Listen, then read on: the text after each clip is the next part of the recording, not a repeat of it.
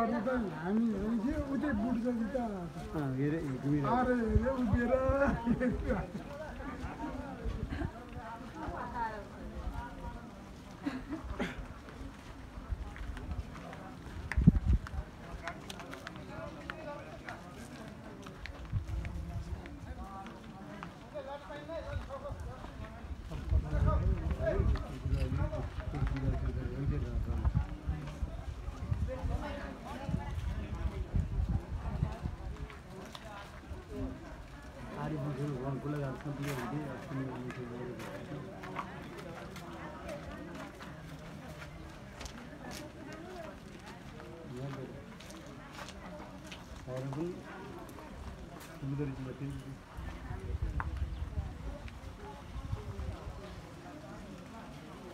यदि इन्डियामा भइदिएको भए इन्डियामा भइदिएको यति दाउराले 2टा लास पर्दिन्छ आइडियली पर्दिन्छ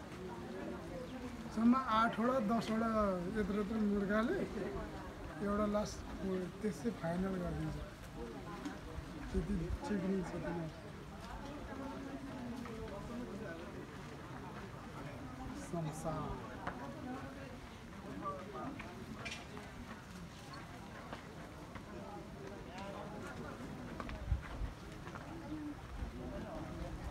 हामी अहिले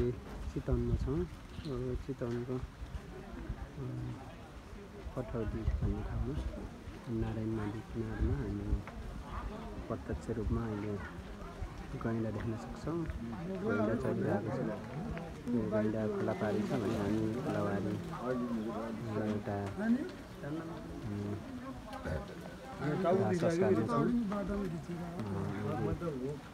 खोलाबारी गैँडा चलिरहेको छ यस्तो पानी माथि देख्न सकिन्छ यसरी हामी चितवनमा हो